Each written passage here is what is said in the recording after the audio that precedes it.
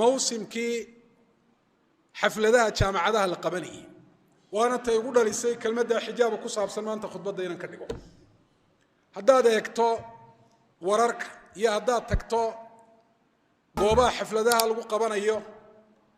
waxaad is odhanaysaa markaad eegto in fara badan oo hablaha ka mida waxaad is odhanaysaa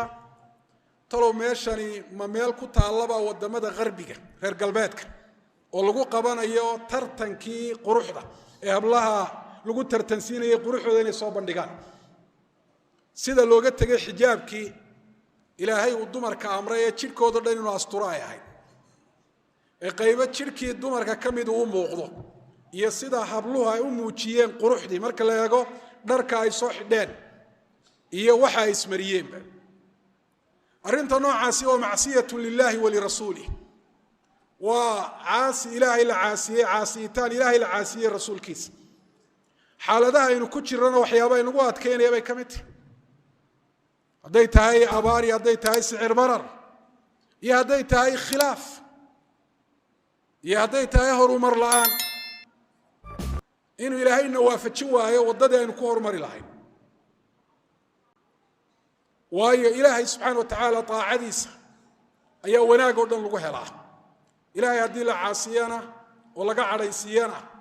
ilahay ciqaabkiisa ayaa ku dhacaya waayo aayaddii baynu rumaysanaynu garanaynaa xadiidkii baynu rumaysanaynu garanaynaa markaasaynu khilaafayna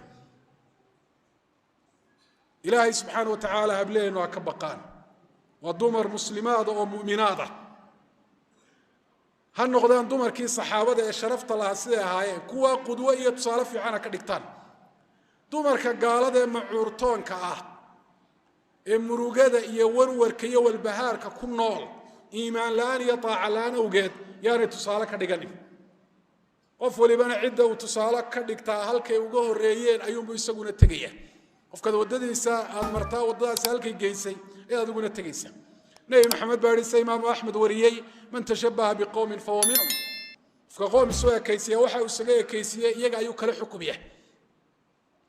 raggana mas-uuliyad baa saaran kullukum mas-uul wa kullukum raacin wa kullukum mas-uulun can raciyatih falimaamu raacin mas-uulun can raciyatih dowladda mas-uuliyad baa saaran yaanay moodin madaxdu inaan la weydiinahayn in badanoo ka mid a xafladaha way tagaan waxaana way arkayaan juuqna kama yidhaahdaan waxaana laga inaanay kuma baraarugsanayn inay mas-uuliyaddooda ka mid tahay dumarkan inay wanaagga faraan oo xumaantan ay ka reebaan oo sida culimadu kutub alfiqi wakayriha ay ku qoreen ulaatul amriga iyo madaxda waxaa waajib ku ah tabarrujka inay mamnuucaan oo dumarka aanay ka ogolaan inay dabadda u soo baxaan si aan iyagana dhibaata aanay u gaadhin adduunyada ku gaadha iyo mid aakhiro ku gaadha oo macsiyadaa ka dhalata raggana si aanay u fitnayn waa mid iska macluuma gabadha isqaawisay raadka xun ee ragga ay ku leedaho iska macluum kuwa yidhi lab iyo dhadigma kala jiro ninka iyo gabadhu waa isku mid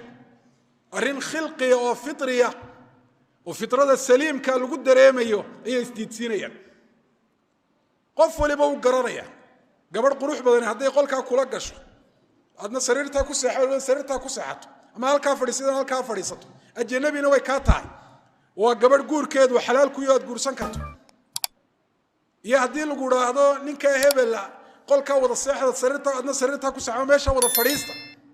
labada xaalood inaan isku mid ahayn isku dareenna aanay ahayn qof kasta oo damiirkiisa iyo qalbigiisu aanu dhiman u garanaya wax xaqiiqo oo iyaguba ay dareemayaan bay isdiidsiinayaan waalidka waajib baa saaran ugu yaraan alamru bilmacruuf annahyi can ilmunkar iyo inaanay ku caawin hablahooda isqaawinta iyo tabarrujka inaanay ku caawin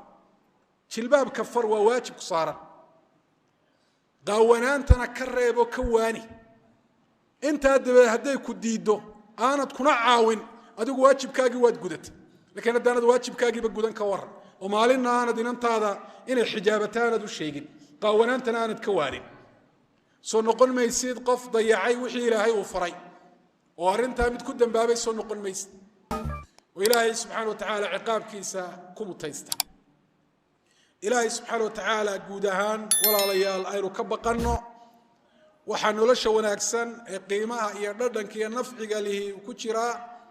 ilaahay subxaana wa tacaala iyo rasuulkiisa inaynu adeecno taasina inoo diidi mayso wixii wanaagsanee nafci adduunya inoo leh oo diinteennu maaha diin dadka cidhiidhi gelisay oo wixii waxtar u lahaa u diiday maaha marka horeba inta laynaga xaaraantimeeye waa in kooban oo dhib inoola hun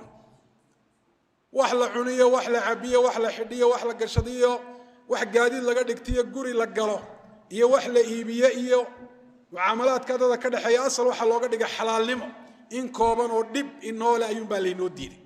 war inta aynu iska dayno maalmaha kooban ee adduunyada dusheeda aynu ku noolnahay ilahay baynu subxana wa tacaala ka baryan inuu tahay na waafajiyo allahuma rabbana aatina fi dunya xasana wafi laakhirati xasana waqina cadaaba annar allahuma ina nasaluka alhuda waltuqa walcafaafa walghina اللهم اغفر لنا ولآبائنا وأمهاتنا وللمسلمين والمسلمات الأحياء منهم والأموات اللهم أصلح لنا شأننا كله ولا تكلنا إلى أنفسنا طرفة عين اللهم اسقنا الغيث ولا تجعلنا من القانطين اللهم اسقنا الغيث ولا تجعلنا من القانطين اللهم اسقنا الغيث ولا تجعلنا من القانطين اللهم صل على نبينا محمد وعلى آل نبينا محمد كما صليت على إبراهيم وعلى آل إبراهيم وبارك على محمد وعلى آل محمد كما باركت على إبراهيم وعلى آل إبراهيم في العالمين إنك حميد مجيد